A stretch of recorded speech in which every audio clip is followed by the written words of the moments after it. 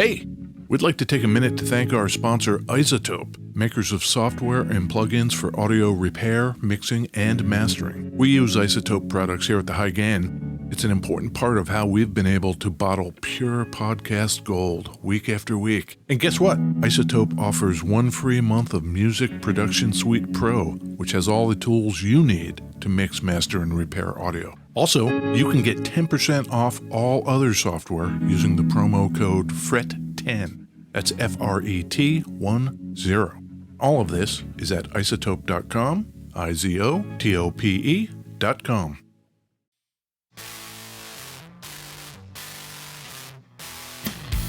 Hey, this is Ed Peterson. And this is John Kiltica, Ed. And this is the High Gain Podcast, John. Oh, the High Gain Podcast. So great. Yep. We talk about guitars on this podcast, John. We do. Yeah. I switched it up and I didn't ask you. I just straight up told you what we're going to do. You finally remembered. Yeah, exactly. Exactly. Guitars, maybe some amps, maybe some pedals, stuff like that. All kinds of stuff. Sure. Yeah. Where are you recording from, John? I am in the lovely, lovely basement in the beautiful, beautiful West Seattle, Washington. That's great. I'm going to be back up there soon. What? Yeah, maybe next week. This will probably be the last recording from beautiful Palm Springs, California. Wow. Yep. I feel like my city needs me. Maybe. Yeah. Ed and I were both watching the shit show on a live stream last night. Yeah, I am super not into it. I got some updates from a friend of mine who is one of the moms who did the Wall of Moms at the protest. Literally like 104-pound mom arm in arm with these other moms in their like yellow shirts. She got rubber bulleted, batoned, pepper sprayed, and thrown in jail. There's video of it, and she did nothing but stood in front of police and got the shit beat out of her for her First Amendment rights. You know what I'm saying, John? Yeah, and I could not be more meh about our local news coverage. No. They embedded a dude behind the lines with the police, and he spent the whole time talking about, hey, don't worry, everybody. The police seem like they're okay. Nobody's hurt. None of the police are hurt. Exactly. Right. Yeah, and he's saying stuff, and all of a sudden a cop comes up to him and corrects him live on air. And the reporter says, oh, okay, great, thanks. Turns back to the camera and then repeats it as if it is finely researched journalism. It's pretty cool living in Trump's police state. Yeah. It's pretty sweet. I am in such a foul mood, John. Are you? Yes. I have spent the last 2 days just fucking raging over Portland and Seattle. I have noticed that Ed's usual steady stream of righteous vitriol has overflowed your own Twitter feed onto the High Gain Twitter feed, and it's pretty fucking hysterical. Sometimes I just can't be bothered to switch from the High Gain back over to my personal feed. Yeah, I'm like, oh, I got to go see what Ed said. Yeah. So if you look on the High Gain and there's some anti-Trump, that's probably Ed. To make it easier on you, the viewer, you can just assume it was both of us. Yeah, exactly. John is like all over the anti-Trump pins on Pinterest. I've got the Twitter lockdown. Yeah, the anecdote about the mom. Yeah. That's literally a friend of mine. They arrested her. Her family called and said, like, when can we pick her up? We got to come get her. And they said 10 a.m. this morning. The cops then waited until midnight, left her in the orange jumpsuit, and then kicked her out the side door of the police station with a dead cell phone and said, good luck. Huh. Yeah. I'm angry when it's strangers, but, you know, there's that thing. Like, this is actually a friend of mine. Yeah. You know, there's that personal element that I think got me a little ramped. I hear you. Can I offer you some lovely music? Play me a song, John, please. Seems it never rains in Southern California. Seems I've often heard that kind of talk before.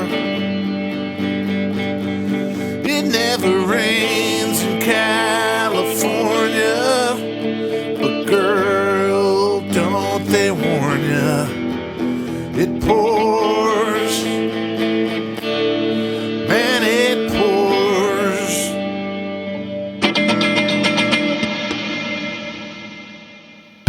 Beverages. Beverages. Oh, that was beautiful, John. That was called It Never Rains in Southern California.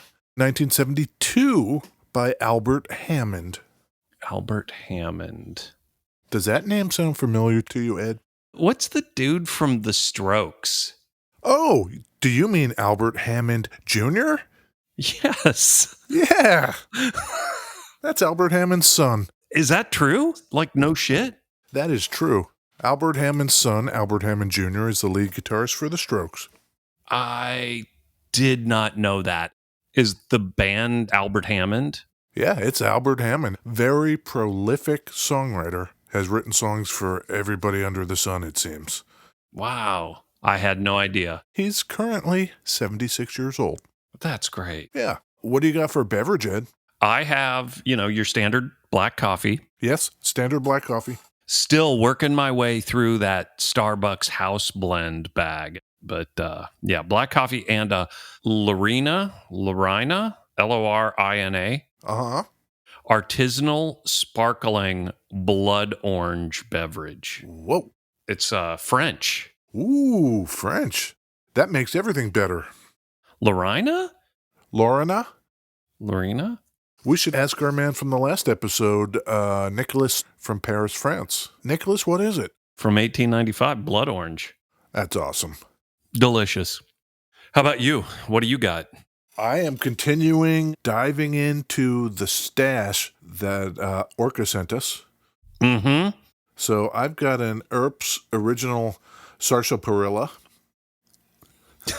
Sure. Sure. Because, as the bottle says, after a hard day of gunfighting, nothing beats a real sarsaparilla. Mm-hmm. Seems maybe a little apt currently. Yeah, maybe it's a little too real, John. Maybe. I think the last time you had Earps, I may have mentioned, I'm not sure the gunfighting logo is what they want to go with, but, it's Old Westy. I get it. We suggested, I think at that point, it should be COVID related, like after a hard day of social distancing. Yes, exactly. Nothing beats a real sarsaparilla. Exactly. Yeah. Cool. I'm glad you liked that song, Ed. Yeah. I want to know specifically how you enjoyed the layered background vocals I put in there in the future. Oh, I loved them, John. Are you kidding me? Did you like how I'm going to do that? I think it's going to be great. But I have to say, you have posted songs and done a little, little post cleanup. Oh, yeah. But you've also raw dogged more than your share. Yeah, I think the vast majority I just leave alone. I don't know. I like them both. I like it when they're a little warts and all. But, sometimes it's nice to get a little backing vocals. I went super wet on this. Yeah.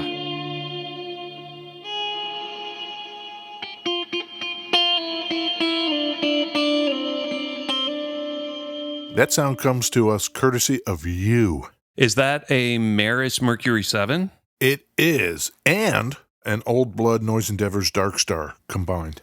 Oh, no kidding. Play a little more? Yeah.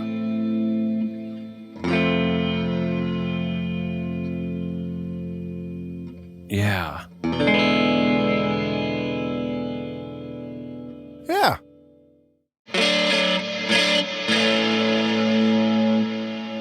You hear what I'm doing there?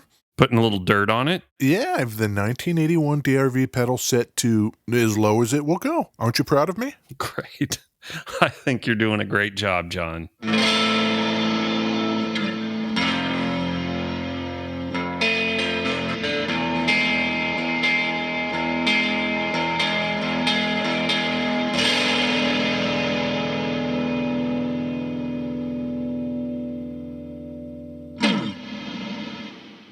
That does sound kind of nice.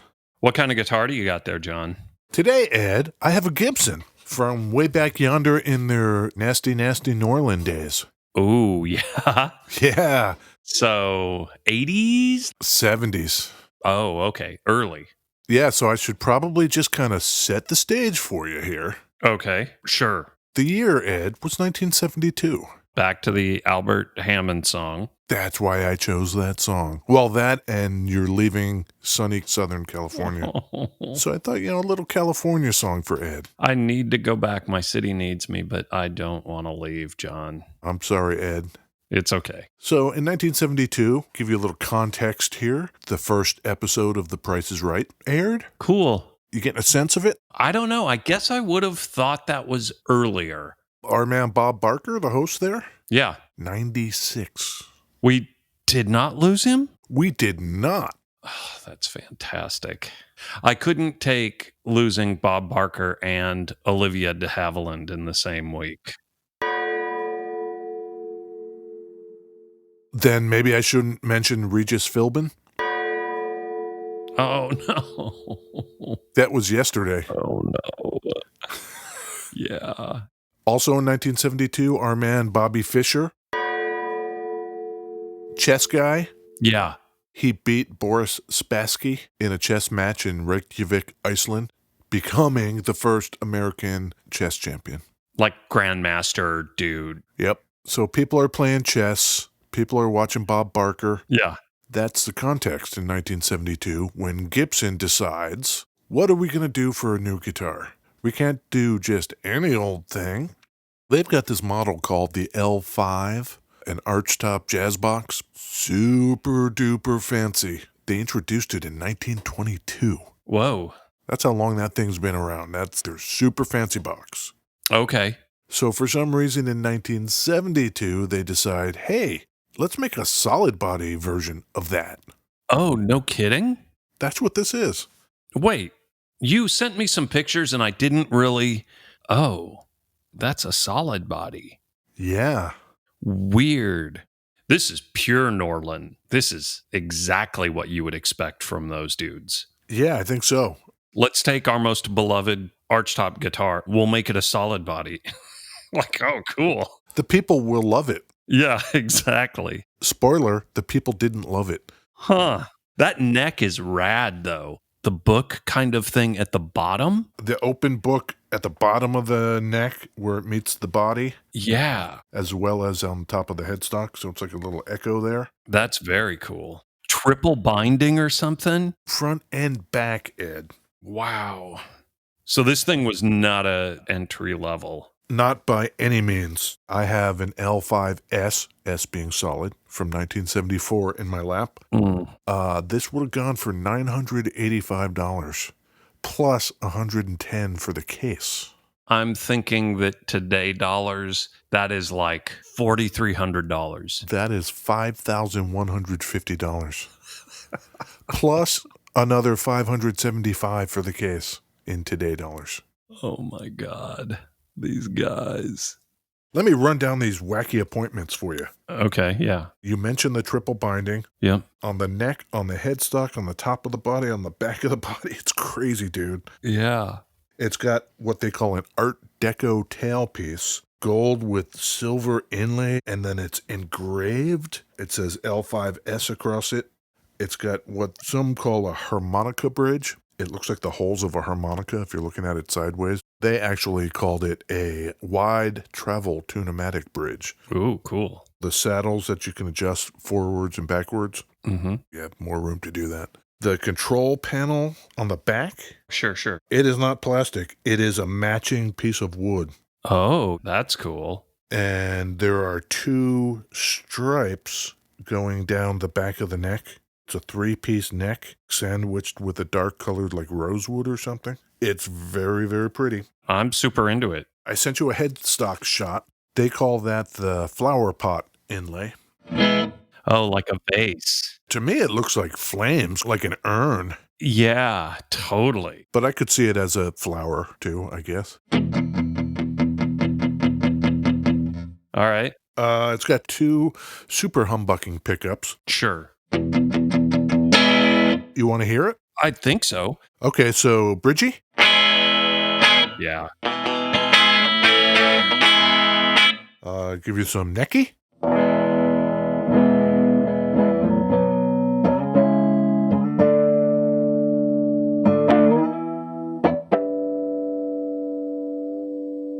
And then in the middle? So what's this thing weigh? 9.5. Okay. So this one is 1974. We got some Richard Nixon action? Yeah. He refused to hand over all the tapes and documents that the Senate subpoenaed him to hand over. Presidents abusing power. This is a thing I'm very into. Washington, D.C. Fuck. Meanwhile, out in the Washington state, Uh-huh. it was the 74 World's Fair in Spokane, Washington. In Spokane. Yeah. Weird. Off to the races. How well did this thing do, Ed? $5,000. Yeah. It plays really well, goddamn. I must admit, for a Norlin-era Gibson, you could probably do worse than to be playing this fancy boy. It's a little too fancy for me. I'm not that fancy. My initial thing off those photos is like, no, that's not my thing, you know? Yeah. It's too much. It's an awful lot. Too much for me. I'm just not that fancy. At Thunder Road right now, they've got that Gibson, and then they've got that mid-70s Ibanez custom agent we did. Do you mean ThunderRoadGuitars.com? Yeah. Yes. Oh, yes. Uncle Frank and the boys. Yeah, because we did that, and it's similarly fancy boy, right? Yeah, it's fancy boy in a weird way. The custom agent. Yes. I'm just sort of thinking like similar time frame. Something was going on where they thought people wanted these super fancy, gold hardware and big inlays, and I don't know. I think you're right. Maybe that's what was going on. Help us recover from Disco, Richard Nixon. Sure. Give us a $5,000 guitar. That'll help. Sounds really great, though. Put a little something on it.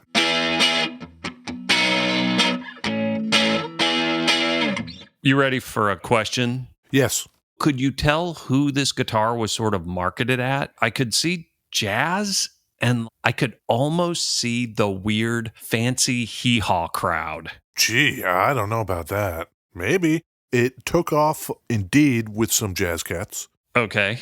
Also, a successor of this, the less fancy L-6, became known as the Ron Wood model. The L6 is the one with the big chicken head dial, and Uh-huh. That one is like way plainer, though. Exactly. It's nothing like the L5. Yeah, it didn't do very well, and they discontinued it in 1985. That's not terrible, I suppose. In 1974, they made about 550 of them.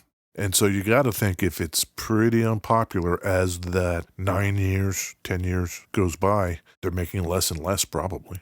I suppose there's that thing where you don't have to sell as many if it's that expensive and maybe your margins are higher, They're not looking for like a mass production run on a guitar like that. I think they were, though. That's the thing. That's weird. As the years went by and it wasn't happening, they kept simplifying. Introduce a guitar in 72. Nobody seems to like it as much as we would like. Let's put regular humbuckers in it. Okay, people still aren't liking it as much as we would like. Let's take that fancy Art Deco tailpiece off and we'll just put a regular stop tailpiece on there. Oh, okay. Still didn't work. Huh. I think they kept trying to dumb it down and it wasn't working till they finally just killed it. Then we start getting into the whole John and Ed are not businessmen. Why would they try and make this thing for a broad market with that kind of a price point? Yeah. We want to sell a Rolls Royce to everyone. Like, what? And the Jazz Cats, kind of conservative bunch, they like their hollow bodies and their semi-hollow bodies. Mm-hmm. I don't think they want a solid body. No. Maybe they'll pick one up and play it, maybe record with it and think that it's okay, but it's not what they want. Yeah, weird. That is some good sarsaparilla. Yeah. What other pedals do you have in front of you there, John? I have the JHS Supreme. Oh, cool. Which is the takeoff on the Super Fuzz. Right. Have you been playing with that one a lot more? Yeah. I like that. That's pretty fuzzy, isn't it? Viewers, did you think you were getting out of this episode without me fuzzing out some? You know better than that. I better just go ahead and put on some Mantic.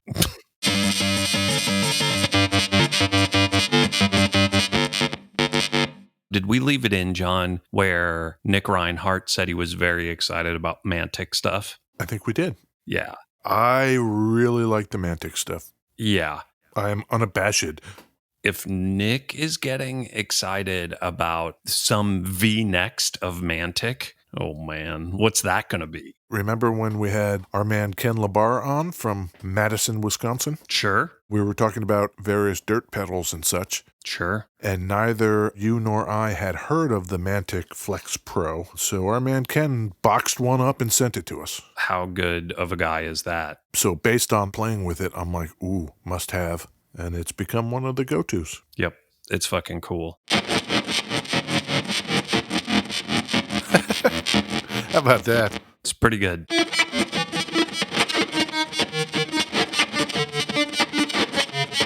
Very sick. Cool pedal story, brah. That's what I'm saying.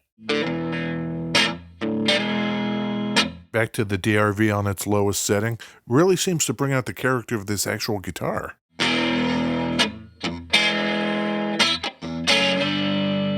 Who today is going to play this thing? What band? It's clearly not your punk rock crew. No. Glam tinged. Not proggy, today proggy, because today proggy is like technical mathy, and that's not this. Right. I'm trying to picture going to see a band and the guitar player's playing this, and I'm having a hard time. Yeah, I mean, especially for the price. Sure. So you're a band that wants something like this. Man, I don't really know. It is different. I'm sticking to my hee-haw thing. I said hee-haw, but I'm thinking fancy country band. Orville Peck. Some dude in Orville Peck's band could play that guitar. Maybe even with a slide or something. Yeah, I could see country dude in bolo tie with that guitar ripping licks on it.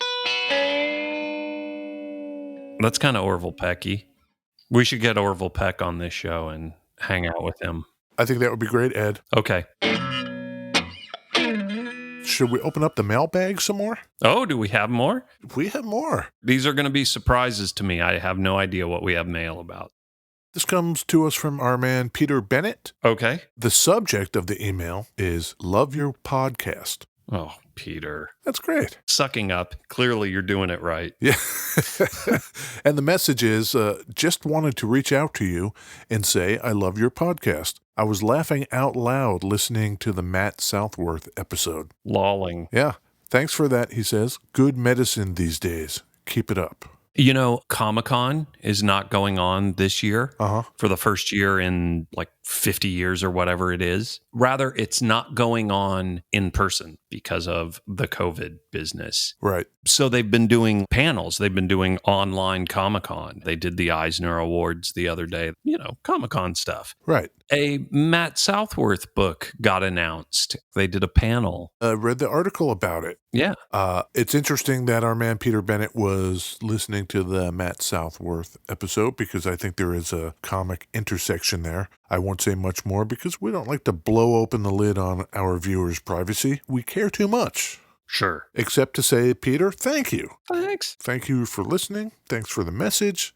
You know, other people could send messages. They could. They could. I'm not going to stop them. You could send one to the highgainpod@gmail.com. Sure. That's email. You could leave a review on the iTunes. That would be sick. Ooh, that's a good one too. That would be sick. Or, like Peter, you could go to the contact form on the website, which is thehighgain.com. Fill it out and tell us, stuff. Sure. Not only can you learn more about us there, Yeah. but we are on the socials now streaming Ed's current events rants, as well as guitar-related things. I specifically realized, like, oh my God, the High Gain feed has just turned into this, like, nightmare hellscape of, like, political rants. And so I had to go out and specifically, like, oh, here's a new Fender guitar. Is it possible to hijack one's own feed? I don't know. I don't think so. You know, my chocolate and my peanut butter got all mixed up on the Twitters, and I apologize. I think you're doing great. Thank you. And on the Instagrams, on the Facebooks, on the Twitters, on the Pinterest, on the LinkedIns, We're everywhere. Look for us everywhere. Yeah. The High Gain. Yeah. That's us. Yeah. If you want to click a little reverb link on the episode page, that's cool. That helps us. Yeah. Do that. And you're going to be back here before you know it, Ed. I can't wait. Let the healing begin. Yeah, come up to the house. We can social distance rant about stuff. Love it. I can't wait. All right. Until then, viewers. See you next week. Okay, see you, Ed. Bye. Bye.